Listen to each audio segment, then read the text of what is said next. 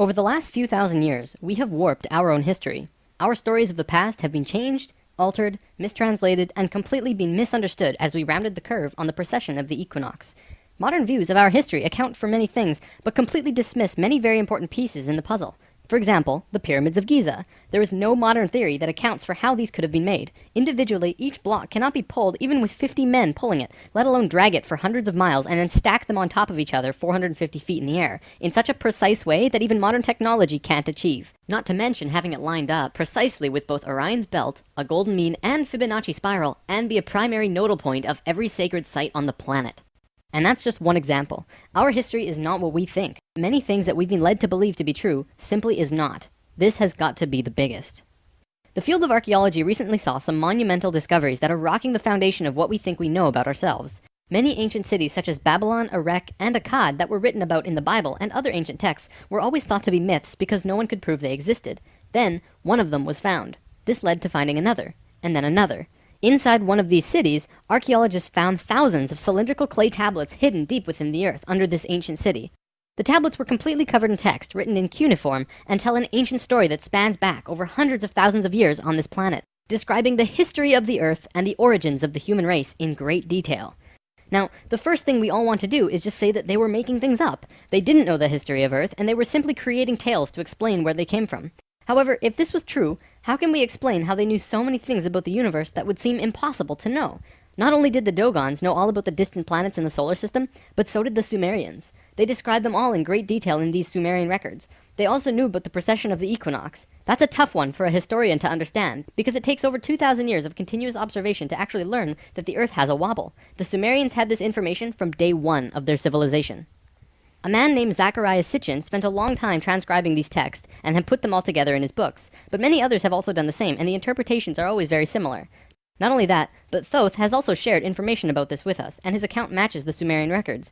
Adamus and other channelings discuss it as well. If you see all of these records and sources, there is a huge connection between the stories. Now, this story spans back hundreds of thousands of years into our past. It talks about Tiamat and Nibiru, the Nephilim, seeding the human race, Adam and Eve, and the children of Lemuria. This portion of the story is really interesting, but not the most crucial to know. We're not going to be covering this at this time. We are, however, going to be picking up the story at the end of Lemuria, and discussing the events of Atlantis up to present day. What I'm going to tell you is a mix of what these records say, along with what Thoth has told us for some finer details. Please have your own experience while watching this. I'm not going to tell you that this is fact. I am simply saying, decide for yourself.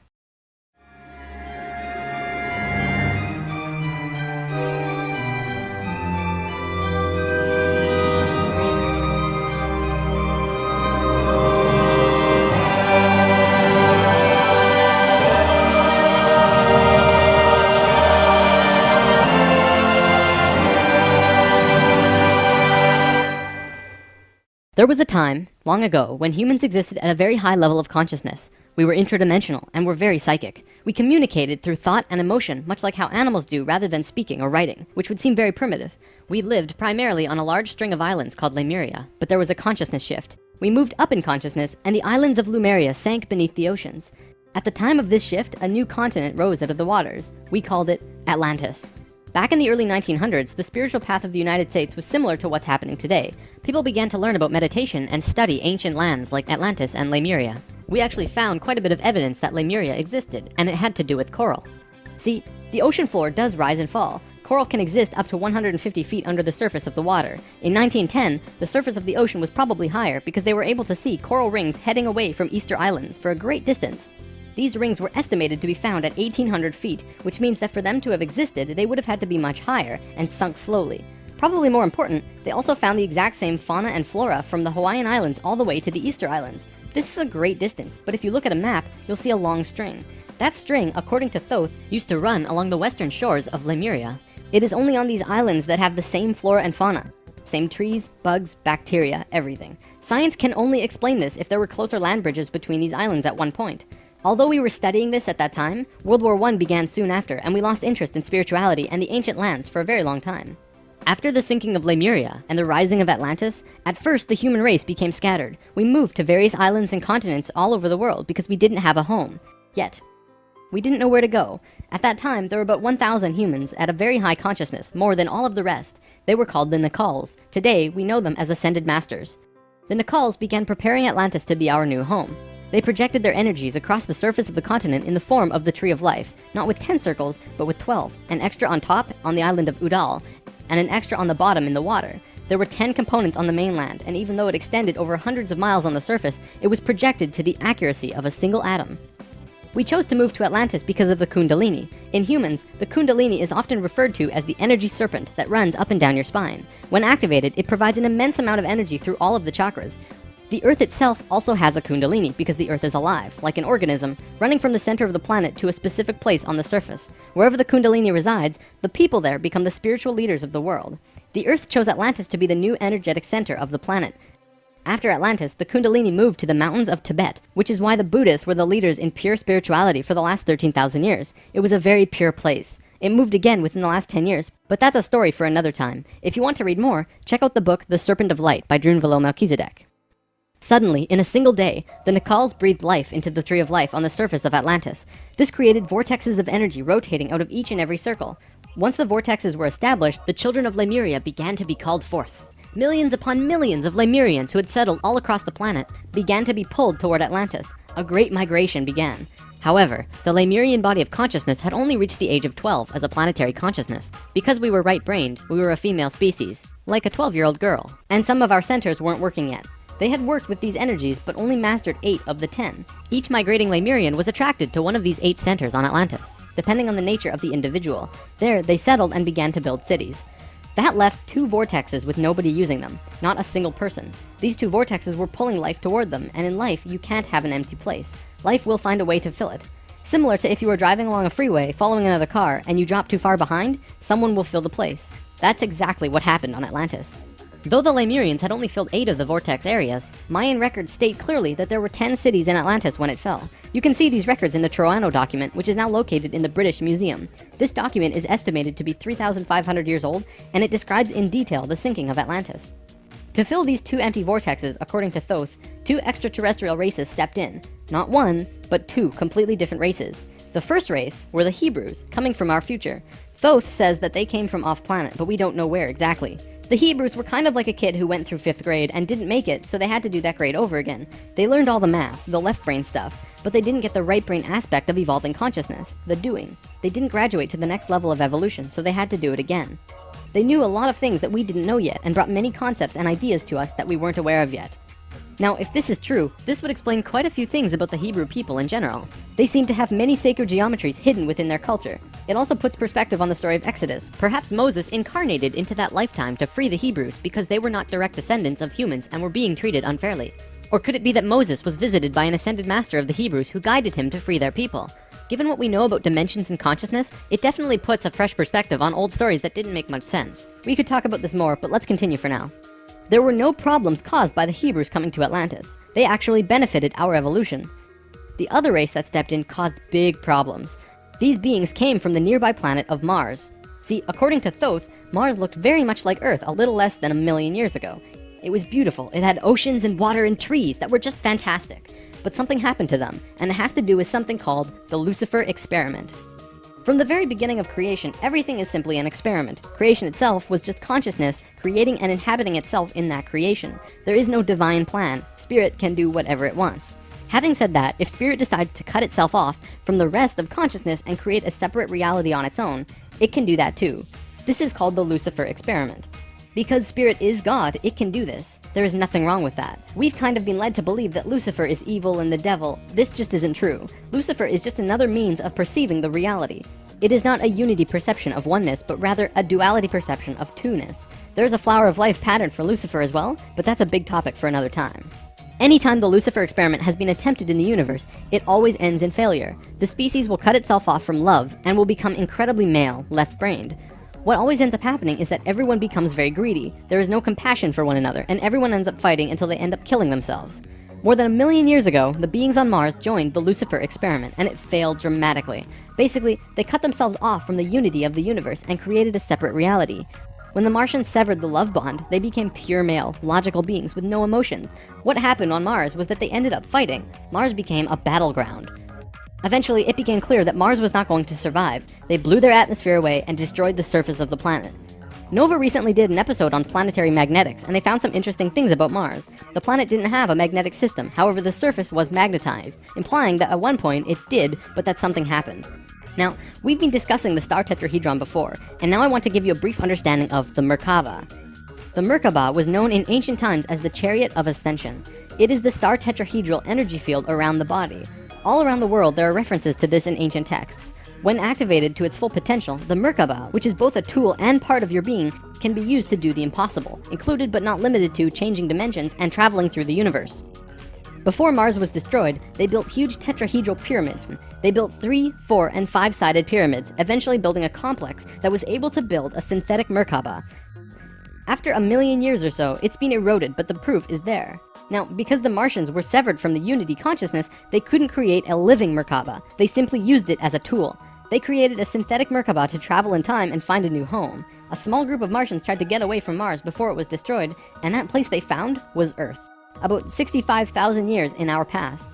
They saw this little vortex sitting there just pulling in life with no one in it. They didn't ask permission. Being part of the Lucifer experiment, they just said, alright, let's do it.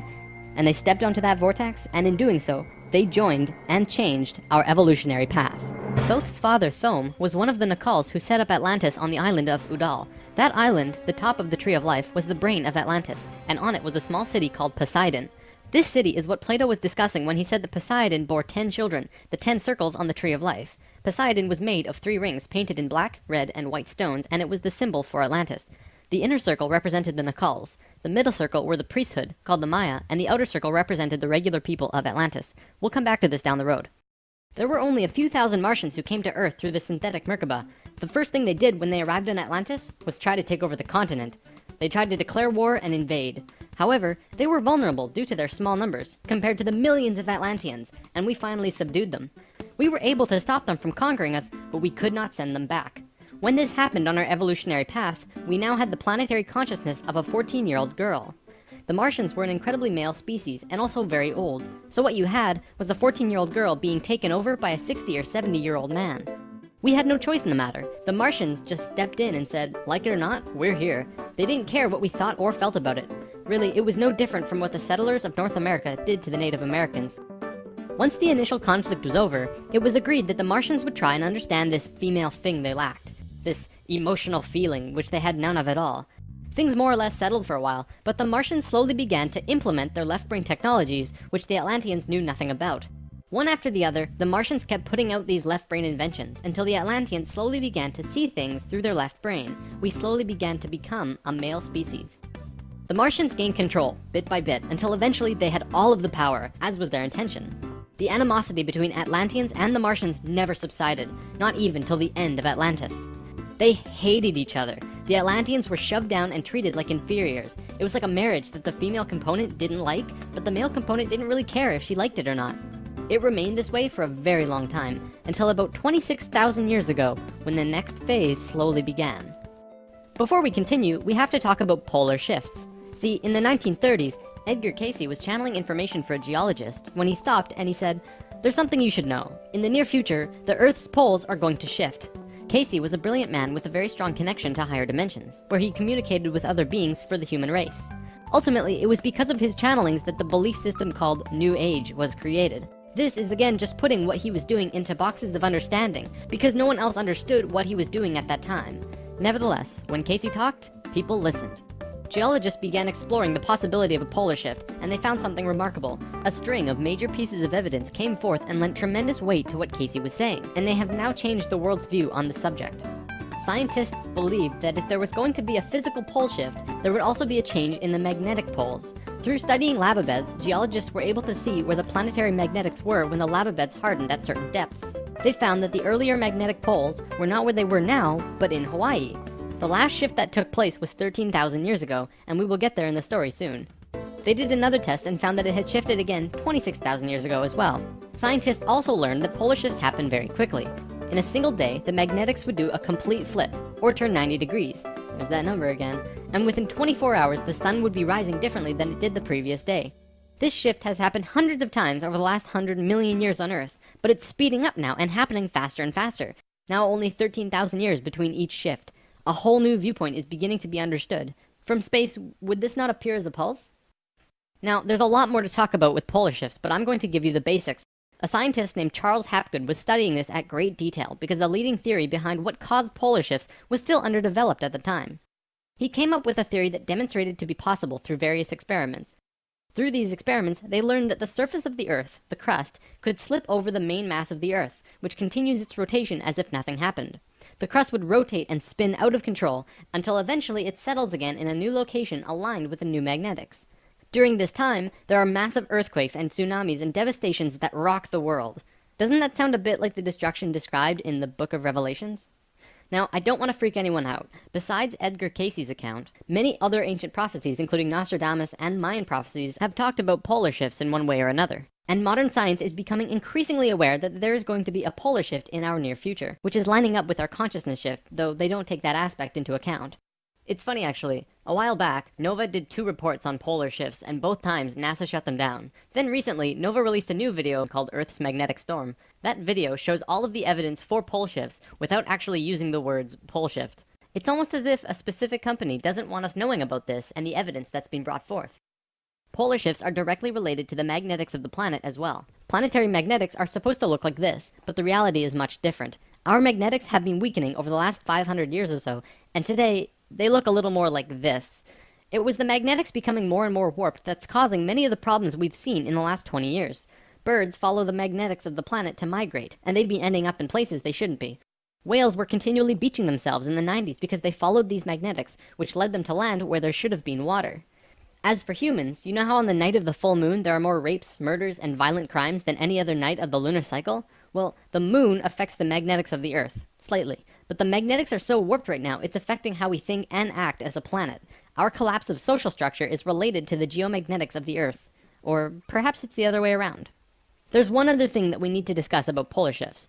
They always line up with a consciousness shift. They are interrelated. Thoth lived on Atlantis for a very long time, and he told us that he saw the Earth shift 5 times, watching the sun rise in the east, and then the west, then the east, then the west. This is how to explain why during a consciousness shift at the end of Lemuria, it sank beneath the oceans and Atlantis rose. If the crust was spinning randomly around the planet, many geological events such as continents rising and falling would take place. Now that we have an understanding of polar shifts, we can continue with this drama on Atlantis. 26,000 years ago, we were exactly where we were today on the precession of the equinox. We had gone through our falling asleep phase, and we were about to begin waking up. It was at this point that there was a small consciousness shift. We actually went down in consciousness, not up. A piece of Atlantis about the size of Rhode Island sank into the ocean. This caused a tremendous amount of fear within the Atlanteans, because they thought they were going to lose the whole continent, like what happened with Lemuria.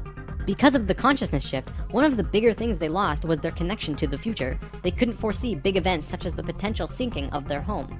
After about 200 years, this fear began to subside. Now, in both the Bible and the Sumerian records, the accounts of Adam, Eve, and all of their children were recorded to have exceptionally long lifespans, like 900 years or so. So 200 years for us back then is like 20 years for us today. We'll explain how we got there soon. Things kind of settled for a while, and then between 13,000 and 16,000 years ago, a comet approached the Earth. Because we were living at a high consciousness across all dimensions, the Atlanteans became aware of it before it hit. A great conflict occurred in Atlantis. The Martians, who were in the minority even though they were in control, wanted to blow it out of the sky with their laser technology. However, the Nakals had learned of the comet's true nature, and the Atlanteans protested. They said that the comet was in divine order. They had to allow it to take place naturally. Let it hit the Earth. That's what's supposed to happen.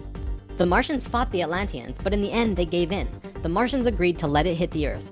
When the time arrived, it came screaming into the atmosphere, plunging into the Atlantic Ocean just off to the western shores of Atlantis, near where Charleston, South Carolina is now, only that was at the bottom of the ocean at the time. The remnants of the comet are now scattered across 4 states, and science has definitely determined that it hit at least 12,000 years ago, if not more. They're still finding pieces today. Although the main portion struck near Charleston, a few fragments actually hit the main body of Atlantis, crashing into an area right where the Martians were living, killing a huge portion of their population. They were pissed. They said, "It's all over, we're divorcing you, and we're gonna do whatever we want. You can do what you want, but we will never listen to you again." We know this whole bit. We've seen it in divorced families throughout the world. And the children? Well, look at our modern world today. We are the children. You can guess what the Martians did next. Their primary interface with the reality was control, and when their anger rose to meet their desire for control, they decided to take over the Earth. They began to once again create a complex like the one they built on Mars long ago to try and create another synthetic Merkaba. If they had succeeded, they would have gained control over everything on the planet. The only thing was, around 50,000 Earth years had passed since they had built a Merkaba, and they didn't quite remember how to do it. But they thought they did. The Martians built the buildings in Atlantis. They set up the whole experiment, threw the switch, and lost control. The destruction was immense. In this reality, you can hardly make a greater error than to create an out-of-control Merkaba. The experiment began to rip open the dimensional levels, not the higher ones, but the lower ones. To give an analogy, if you took a knife and slit open your stomach, the stomach acids would seep into other parts of the body that it's not supposed to be in. That's like ripping open the dimensions.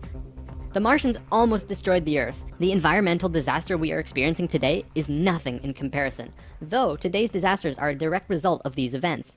Because of this tear in the dimensional levels, a huge number of lower dimensional spirits and beings were thrown out of their comfort zone and into these higher levels. They were forced into a world that they did not know or understand. To survive, they needed bodies and began automatically entering into the bodies of people. For every human body, there were hundreds of lower dimensional spirits inhabiting them. These beings were Earthlings like us, but very different, not coming from this dimension. It was a catastrophe, probably the biggest the Earth has ever seen. The reason the Nacals were special wasn't just because of their incredibly high consciousness, making them like guides of Atlantis. They also had achieved what today we call immortality. Let's just say they figured out a way to keep their body healthy and young for as long as they chose, and could choose to pass on whenever they desired it. When reincarnating, they do not suffer the great memory loss that we do when we incarnate. They did it through their expanded consciousness and tantric interdimensional sex meditations. This is how Thoth was a priest king of Atlantis for thousands of years and stayed on Earth until 15 years ago when he gave all of his memories and understanding about sacred geometry to a man named Drunvalo Melchizedek. The Merkaba is formed out of 3 star tetrahedrons overlaid on top of each other. 2 of them are counter-rotating and the third is stationary. When the Merkaba is formed with the unity consciousness, it is formed internally with love. When it is formed externally through the Lucifer experiment, it does not have that love and can become unstable very quickly. The Martians' attempt at controlling the world took place on one of the small islands in the west of Atlantis. This place today is known as the Bermuda Triangle. It's a triangle because the top of the stationary tetrahedron of the Merkaba is actually sticking out of the water there, which causes a huge electromagnetic imbalance in that area. Many planes and boats have reported to have gone missing there. They just vanished without a trace. The imbalance is multidimensional, and in many cases, these ships and planes have been sucked into different dimensions, never to be seen again. That Merkaba is still there on the seafloor today, but from what I know, it's going to be corrected soon. The Nacals did their best to save Atlantis. They sent most of the lower dimensional beings back, at least as many as they could, and sealed up the dimensional tear. Despite this, the situation got really bad, really fast. All of the economic systems collapsed. Financial, social, and all concepts of how life ought to be completely broke down. Everyone on Atlantis began getting sick with weird diseases, and the entire continent went into a state of survival. Life was no longer about living. It became about surviving until tomorrow. It was a literal hell on Earth. The Nacals had no idea what to do. They were children compared to the events that had been thrust upon them. So they prayed. They prayed to the highest levels of conscious life in the universe, asking for help from anyone who could hear them. The problem was reviewed on many high levels of life, who I am drawing as the Justice League because the 11th and 12th dimensions are completely incomprehensible to us in our current state. What they told us was this: we were going to fall. We were going to hit rock bottom, level 1, the lowest place we possibly could be in the universe and still survive. Also, we were changing polarity. We were no longer a female species, so we were starting from square one as a male species. And finally, and this was the shocker, we would only have 13,000 years to return to Christ consciousness. Normally, it takes hundreds of thousands of years for a species to get to Christ consciousness. We had to do it in a fraction of the time. If we didn't, we would not survive. This has never happened before in the universe, ever. Thoth, who was the priest king of Atlantis at the time, learned that they would have to perform this experiment on themselves. They received instructions from the highest levels of life and they went on their way.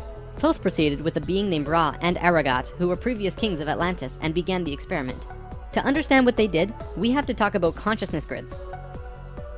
A planetary grid is an etheric crystalline structure that envelops the planet and holds the consciousness of any one species of life. This grid does have an electromagnetic component associated with the third dimension, but it also has a component for every dimension as well. These grids are geometric, of course, and science will eventually discover that there is a grid for every species in the world. Each of these grids have their own geometry and are unique. There's not another one like it, just as the species itself are unique. These grids give off light as well, and from space they can be seen as the source of the bluish glow around the Earth.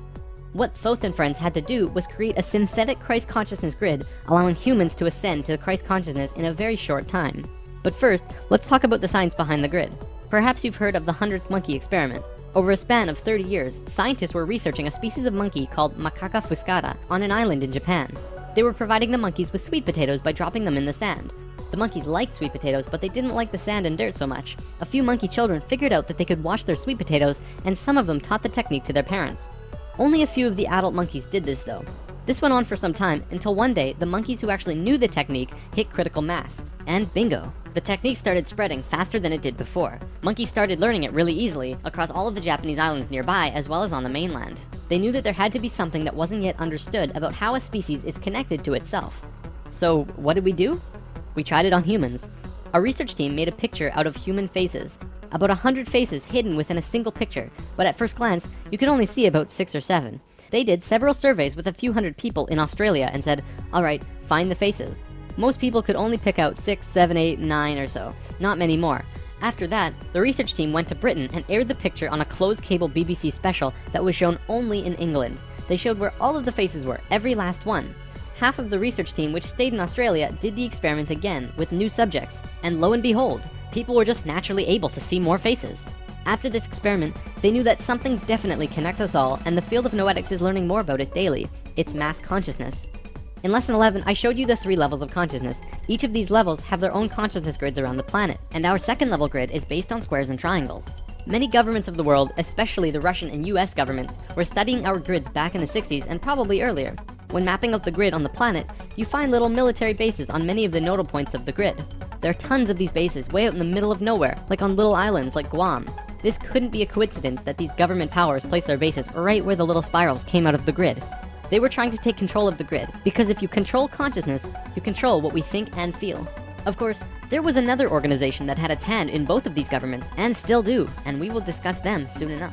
This grid is visible through astral projection as well. 13,000 years ago, it began. Thoth, Ra, and Aragat were to create a global complex that was able to build a synthetic Christ consciousness grid over a 13,000 year time period. The first thing they did was to fly to a place which is now called the Giza Plateau, but back then it was known as the land of Chem. It was also a rainforest back then as well, not desert like it is today. First, they created a grid around the planet 4th dimensionally, and then began to construct it in the physical 3rd dimension. They went to the male energetic axis of the Earth and constructed a complex which today is called the Solar Cross. These men were 6th-dimensional beings at that time and were living at a very high level of consciousness, so whatever they thought happened instantly. It was that simple. According to Thoth, he built the Great Pyramid, not the Egyptian king Cheops. Thoth says that it was built 200 years prior to the pole shift and built very quickly. These pyramids were aligned precisely with both Fibonacci and golden mean spirals emanating from out of the solar cross. Interestingly enough, Edgar Cayce also channeled that the pyramids were constructed in this time. The pyramids were also found to be built from the top down. The stones on top were placed first, which has baffled researchers ever since. Every time more is learned about the pyramids, we move further into dark on understanding how they were formed. If what Thoth says is true, well, that explains everything. From there, Thoth and friends constructed an entire network of temples and structures along this grid 4th dimensionally, placing them on nodes on the new synthetic Christ consciousness grid they were creating. All of them were made with Fibonacci or golden mean spirals, and all of them were mathematically referred back to the solar cross in Egypt through the Great Pyramid. The creation of all of the sacred sites on the planet were no accident. It was a single consciousness that created them all, from Machu Picchu to Stonehenge to Zaghuan, you name it. There are a few exceptions, but most were created by a single awareness as part of a unity consciousness grid. Although the Great Pyramid was done all at once, many of these ancient structures of the world were made 4th dimensionally and slowly dropped in frequency until they manifested on the 3rd dimension over a long period of time. Richard Hoagland's research brings this forward, but he wasn't the first either. They showed how one sacred site is extrapolated from another to another to another. A hot topic of discussion right now are ley lines. These are simply geometric relations between sacred sites. Archaeologists are now finding these huge connections between major spiritual sites on the globe, and now we know why they're connected. These sites had to be built physically so that the Christ consciousness grid could manifest. In a way, think of the physical sites as the wiring of a giant wireless electrical system, and then it needs about 13,000 years of continuous energy flow for it to actually turn on. And just so that you're not left in suspense, yes, the grid was completed. It came to life and is now active, though not really used. Congratulations, Earth! We actually survived. Not only has Thoth told us this in person, but he's also written it down in the Emerald Tablets. These tablets were left in the Great Pyramid thousands of years ago. There are 12 tablets in total, formed from a substance created through alchemical transmutation. They are imperishable, resistant to all elements and corrosion. Their atomic structure is fixed in place, and no change can ever take place. In that respect, they violate the material laws of ionization. These tablets share a great wisdom, and you can read them at over 100 different levels of consciousness, and you will always understand them differently. If you're interested in this stuff, you should definitely consider reading them. As you can probably tell, Thoth plays a pretty large role in what happened. Most of this information comes from him. Thoth also provided most of this information about the flower of life and its geometric relationship to consciousness with us. And this stuff is tied intimately to the geometry of the universe. Considering the quality and quantity of information that he has shared, it makes you really start considering that this next part can be true. The Great Pyramid has a legendary missing capstone. According to the Emerald Tablets, deep under the Great Pyramid there's a room called the Hall of Records. This room was not built by Thoth and long predates the Atlantean civilization.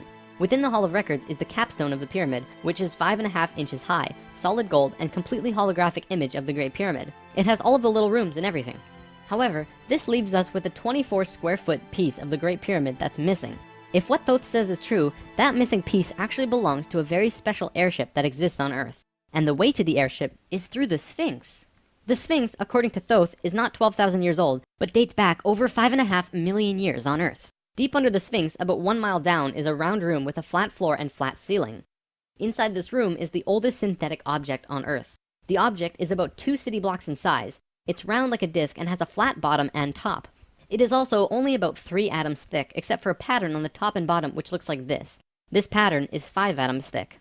Thoth says that it's powered by consciousness, thoughts, and feelings, and connects with your own living Merkaba, which means that it becomes an extension of you and your own energy fields. The ship is also intimately connected with the spirit of the Earth, and is the protector for the whole planet. Thoth built the pyramid the way he did to fit with the ship. When on top of the Great Pyramid, it creates this image from above. The disc ship has a circumference equal to the perimeter of the Great Pyramid. As we discussed in Lesson 11, whenever that ratio appears, life occurs. This ship can only be used by the purest of souls. See, whenever we approach the point in the precession of the equinox where our poles do these shifts, we become very vulnerable. Things often degenerate, and while things become chaotic, there are often other species who wish to take us over. This has always happened, not just with us, but with all evolving consciousness. Every time a takeover seems imminent, a very pure person will find their way to the ship and raise it into the air. The Earth and Sun will connect with that person and give him or her great power. Then, whatever that person thinks and feels will happen. And think about it. If consciousness is the primary core component of the entire planet, does it not make sense that it would have its own defense mechanism? This defense is an airship that plugs into the Earth and the Sun, allowing the Earth to have protection. Our takeover event actually already happened, the same year the Christ grid was activated. The year was 1989, and we were having some troubles with the Greys, a race of ETs who were slowly plotting takeover due to a previous scuffle we were having. A very pure woman in Peru made the ascension process into the Christ consciousness grid and found the ship. She tuned it to the frequency of the 4th dimension, where she raised it through the Earth and into the air, and manifested a situation for the Greys to leave. Within a very short time, the Greys began getting sick, and remained sick for as long as they stayed here. They have been forced to leave for now, and we are once again safe. The ship is a warship in that whatever race is trying to take over, the person will just think them away, think up a situation, and force them to leave. Returning to the events on Atlantis, after completing the complex in Egypt, Thoth and pals returned to Atlantis, where they waited for about 200 years until that critical point on the precession of the equinox where the poles would shift. They knew that Atlantis would sink, and they would be ready. Previously on Thoth and Pals! Thoth, the poles are shifting. Oh, the pole shift? Yeah, whoa, what's wrong with your eyes? I don't know.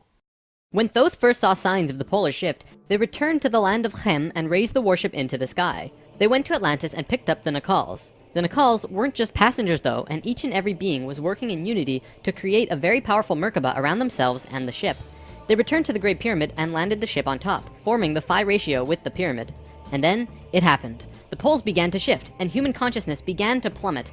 Simultaneously, the electromagnetic and magnetic fields of the Earth collapsed, and all life on the planet went into the Great Void, the 3.5 days of absolute blackness described by many ancient cultures in the world. The Emerald Tablets say that whenever we go through a polar shift, we go through a void space as we change our frequencies for about 3.5 days. This is also in the Troano document, depicted by 3.5 stones painted black. This refers to a time when we go through what science calls the electromagnetic null zone.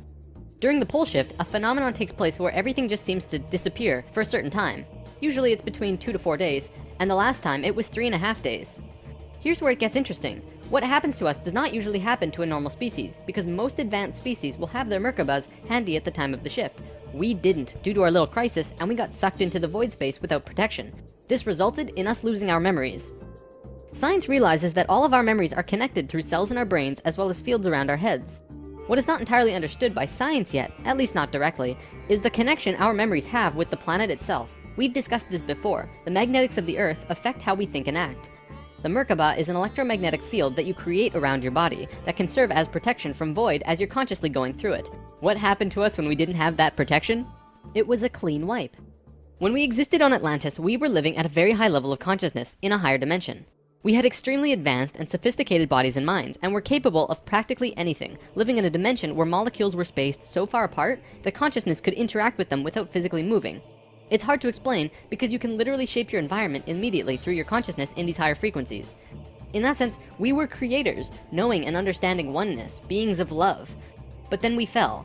We dropped back down to this place called the third dimension. We also fell in consciousness back to zero. We forgot how to use the pineal gland, and it slowly shrunk to the size it is now, like a raisin, where it's supposed to be eyeball size. When this happened, we forgot how to breathe source energy into our bodies, and our lifespans went kaput. Eventually, we went from 900 years to what it is today. We had not experienced this dense reality that we had before, at least for a very long time. We were kind of like a supercomputer that gets completely wiped. No operating system or anything. We had these advanced physical bodies, but we didn't know how to use them. This is why today we are so physically advanced compared to pretty much all the other animals in this third dimension. For a time, the survivors of the Atlantean fall, and there were a few, were literally hairy barbarians. We even had to rediscover fire. The reason we're having such a hard time finding evidence of Atlantis is because for the most part, the events of Atlantis took place on a much higher dimension than our physical Earth exists on right now. Everything I've drawn of Atlantis can't be taken as that's what it looked like, because it didn't. This landmass did physically exist, but the Atlanteans were not inhabiting that dimension of its existence. If the warship hadn't been protected by the Merkaba, the Nacals would have lost their memories. They retained their memories when the Earth came out of the void and began their work once more. Thoth and 1/3 of the Nacals went to the Island of the Sun in Bolivia. Aragot and 1/3 went to Tibet, and Ra and the remaining third went to Egypt, where they waited. Now, we're going to begin bridging the gaps between this story and our current history. In between the fall of Atlantis and the dawn of our first civilizations, who were the Egyptians and the Sumerians, there was a 6,500-year gap between them. What was happening to us in that time? We have to look at this precession chart again. This is where we fell in consciousness, point C, and this was our falling asleep phase too. Thoth, Ra, and the Ascended Masters were waiting until point D. They had to wait for humans to just evolve themselves over a 6,500-year time period until they were advanced enough to actually receive this new information that they were going to provide. Sometime in here was when the flood of Noah occurred. Because of the pole shift, the Earth went through an ice age. This is scientific fact. When the ice melted, it would have caused massive flooding. DNA is the physical manifestation of who you are. It is your soul's physical aspect. What we are seeing in DNA is changes in the codons. There's 64 possible codons in DNA, and humans only have about 22 or so. What we're finding is that there are 6 more codons being activated within these children, and they are choosing 2 of the 6. These kids are what we call indigo and crystal children, and probably the super psychics as well. Now, this is a chromosome. Basically, what this is lots and lots of DNA wrapped into this weird H-like shape. This is located in every cell and is part of your body of consciousness. What Thoth tells us is that every level of consciousness seen here not only has its own consciousness grid, but its chromosome change as well. The second level, where we are now, has 44 and 2 chromosomes. To any scientist, this is basic biology. The first level, however, has 42 and 2, and this third level has 46 and 2. The fourth and fifth have 48 and 2 and 50 and 2 respectively. The primary physically visible difference between these DNA in all life is height. The first level has an average height of 4 to 6 feet tall. The second level, us, has an average height of 5 to 7 feet. Third are about 10 to 16 feet, which we are about to translate to. Fourth is 30 to 35 feet, and the last is 50 to 60. You may remember a being named Metatron, the Hebrew archangel who is the perfection of what humanity is to become. He was 55 feet tall, that guy. The last 2 heights are far in the distant future for us, though. This is a place in Egypt today called Abu Simbel. The first thing you notice is that these statues are huge, but with the information about the DNA, this paints a different picture. These beings would be in the 60-foot range if they were to stand. They were at the 5th level of consciousness. These beings on a different wall are 35 feet tall, 4th level of consciousness. Here are some 3rd levels as well. Archaeologists saw this and thought that it meant that the man was just much more important than the woman, when in actuality, the kings of Egypt had 5 different names, one for every level of consciousness. Some of the kings were even able to translate into different dimensions, and that's how they guided the population with the power of the gods. In Egypt, according to today's top archaeologists and researchers, the Egyptians and Sumerians both began their civilizations right around the same time from each other, within a few hundred years or so. Both of these civilizations emerged out of nowhere with perfect writing abilities that were not improved upon since. When they first emerged, they were extremely sophisticated and clear, and slowly degenerated over generations. No archaeologist can explain how this happened or explain how it could have happened. They placed Egypt and Sumer into a special classification called stair-step evolution. What happened was, one day, Egypt got its language, full and complete. Then the knowledge leveled off. And then it got another massive leap a little while later. Then suddenly, they knew everything about water and moat systems just perfect. Then, a little time later, bam, they're masters of hydraulics. How did Egypt and Sumer do this? Well, this is what Thoth said.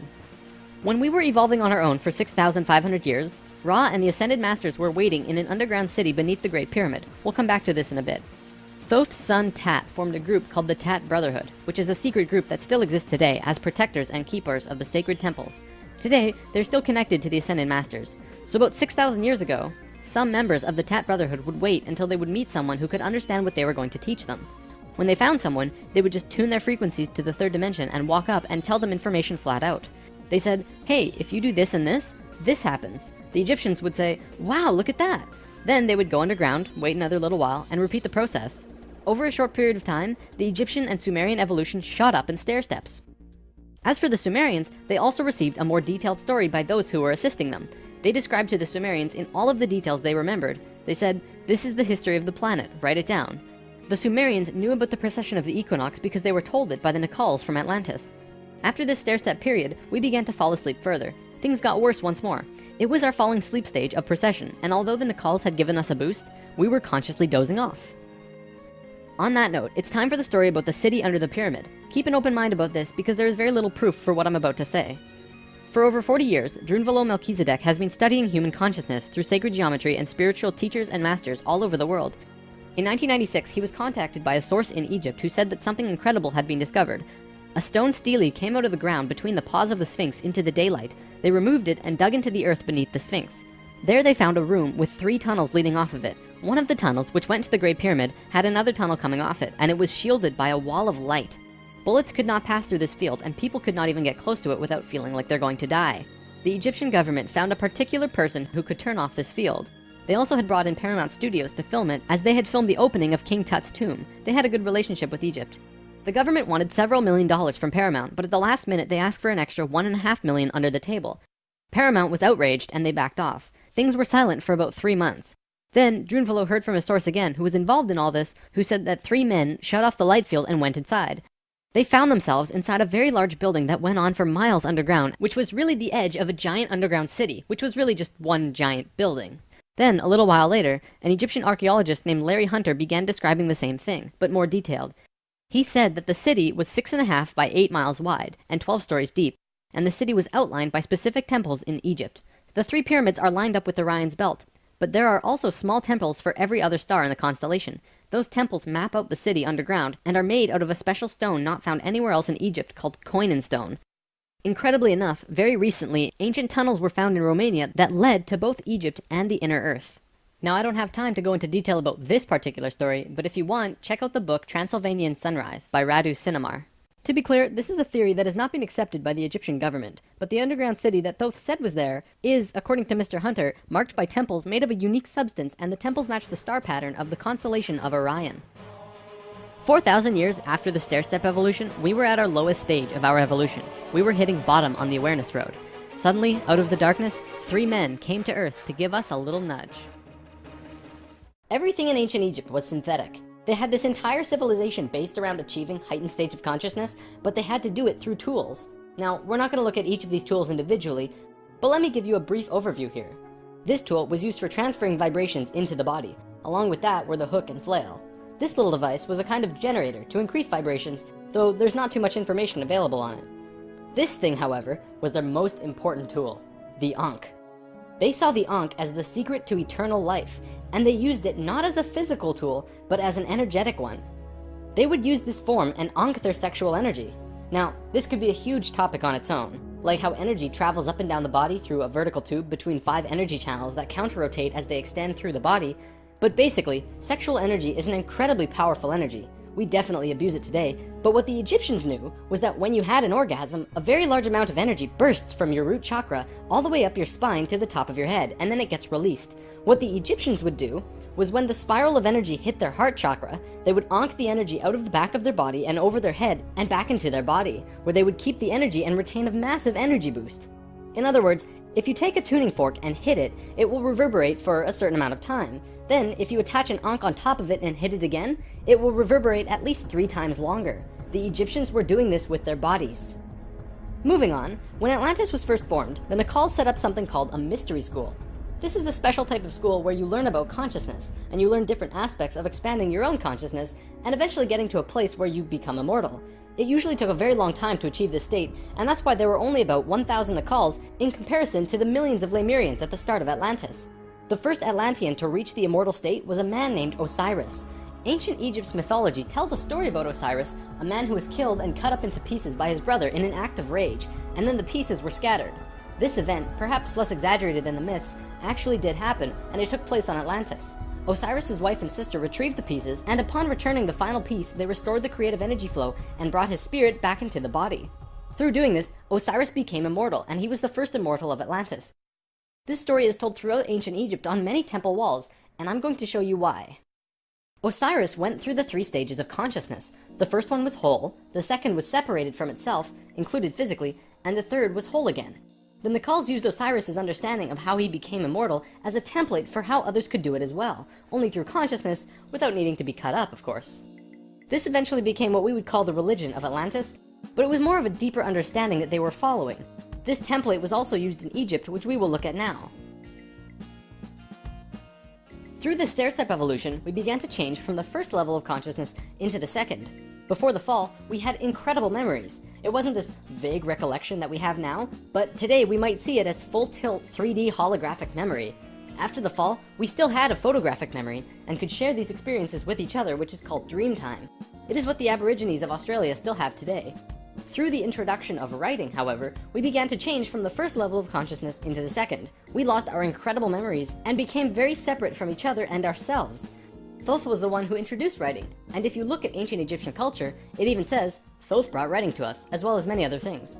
Now that we were in the second level, over time, things began to change, and a very serious problem developed, which if it hadn't been solved, it would have caused a major catastrophe in our own near future. Basically, in Egypt, the Ascended Masters had used Osiris's genetic coding of changing chromosomes to show others the path of ascension. They developed a system of 42 and 2 gods, with a lowercase g. They were actually called Neters. Most will recognize this one. His name was Anubis. There were 42 and 2 Neters who were representative of human chromosomes.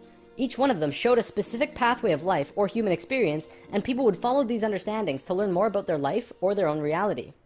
The problem developed when both Upper Egypt and Lower Egypt became more separated from themselves, and the meanings of these Neters were lost. Over time, the drawings of these Neters changed, and the meanings changed with them.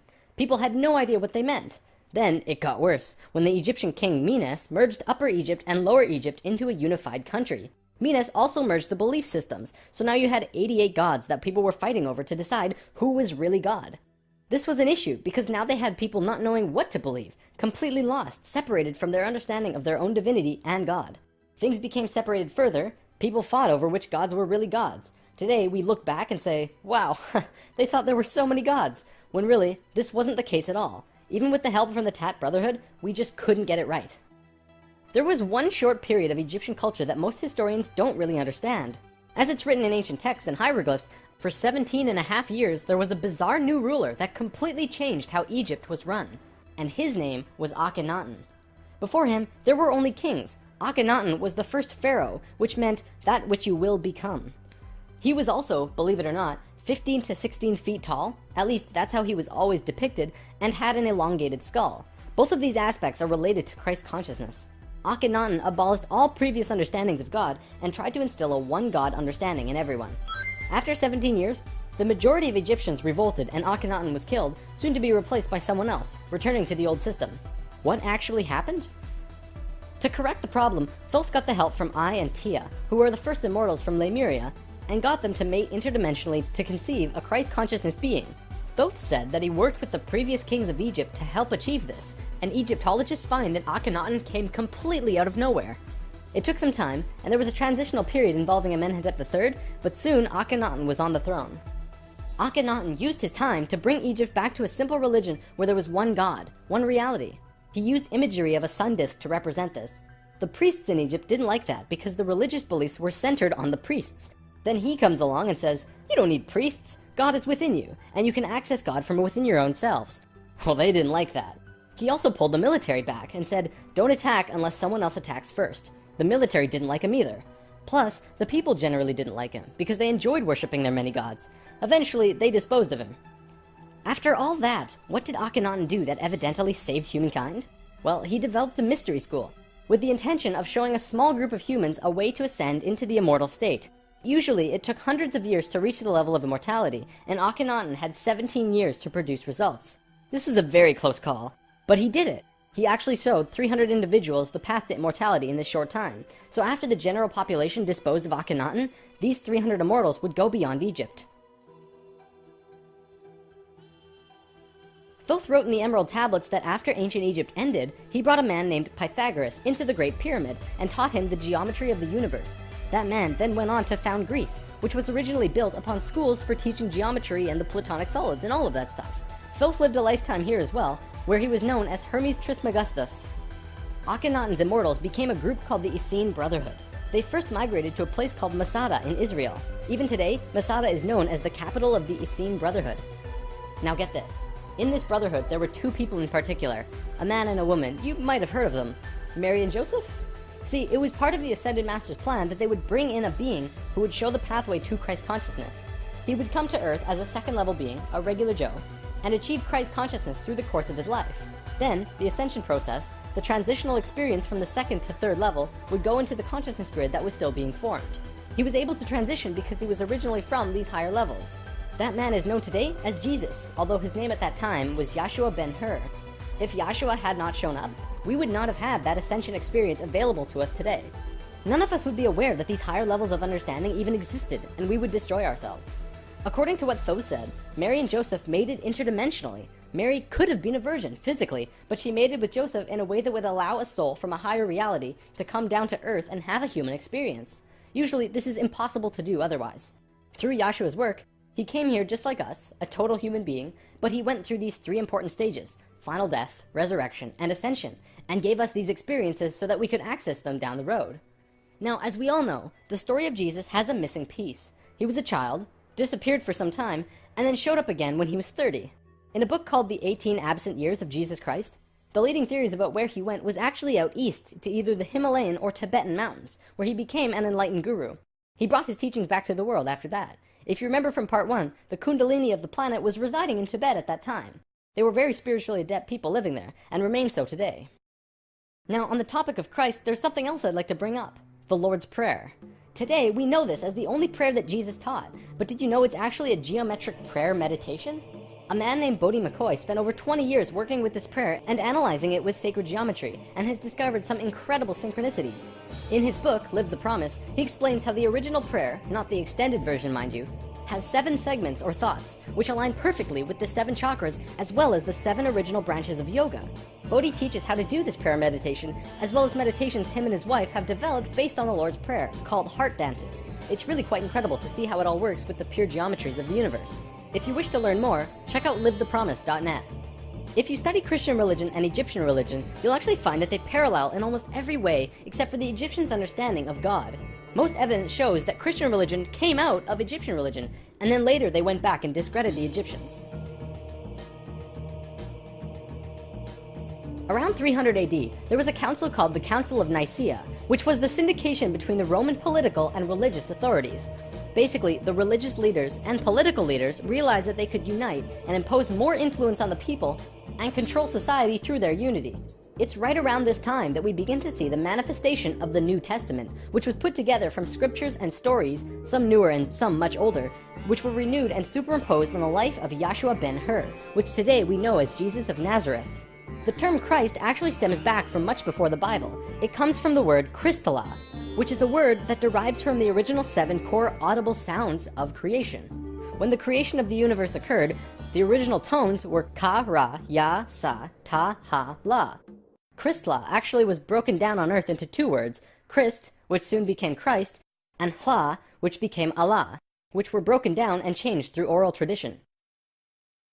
The symbol for Atlantis was 3 rings inside of the other. The inside were the Nacals, the middle ring were called Maya, and the outer ring were the Atlanteans. The Maya's job was communicating the messages from the inner circle out to the regular people of Atlantis. When Atlantis sank, the Maya took their knowledge, a crystal skull with memories of Atlantis, and their calendar, and went out to what today is called the Yucatan Peninsula, birthplace of the Mayan civilization. Their calendar is the most advanced, detailed calendar on the planet, and it has its roots in Atlantis. Over the last few hundred years, a group of people have slowly monopolized the entire world into what it is now. Today, there are 13 families that are among the richest families in the world. They have their hands in next to every organization and government and control over 95% of the money. They control our modern world from the very tippy top. Today, we like to call them the Illuminati, except that's not really who they are. The word Illuminati means enlightened ones, which was established long ago as a secret society that was focused around expanding knowledge through scientific and spiritual understandings. Secret societies were not originally bad, but rather consisted of those who just kind of got it. They understood information that the average person at that time would not accept and demonize. These societies had to be kept a secret because of the control that the church had and refuted against what they wanted to explore. This is where Freemasonry originally comes from. If you do the research on the time periods, what probably happened was that the church, who had the majority of the control at the time, probably infiltrated some of these organizations to make sure that they were not creating plans to expose information and destroy the world order that they had created. This led to the church exposing some of the societies as devil worship and blasphemous, and fear of these groups rose. Over time, many secret societies branched off by those who were corrupt or previously infiltrated by the church, and gained more control through the church and large organizations that were being established. Today, there exist 13 families around the world who pretty much own the world, with over 95% of the money and a lust for greed, power, and control. More and more information has become present lately that many of these families may have DNA that is different than the rest of the human population. It is speculated that they share DNA that was passed down from the Martian race or other species races. They contain no love or emotion and are completely power-driven. This brings us to the end of the human history story for spirit science, but of course, it's not really the end. For one, we've only really scratched the surface of discussing many of these topics. Secret societies, for example, would take another 2 or 3 lessons to really get into. Plus, the human history story won't end because we're still living it, and what happens next is ultimately up to you. This story, while seemingly unbelievable and at times outrageous, does explain a lot. Think about it. We've covered the Bermuda Triangle, the face on Mars, Jesus, what the Egyptians were doing, the rise of Greece, pretty much most modern religions, the reason we popped up out of nowhere 6,500 years ago, the stair-step evolution of those cultures, and the story of Atlantis, which has been elusive to us at the best of times. It also explains the Great Pyramids and their connection to all of the sacred sites on the planet, the Sumerian tablets, the Emerald tablets, Lucifer, and as for the Hebrews, if you read their Talmud, it actually seems to suggest that they're not from here. I'm not going to tell you to believe it, but it definitely puts some perspective on many questions and aspects about the world which we generally just don't have conclusive answers to. Take it with a grain of salt though. After all, it is just a theory.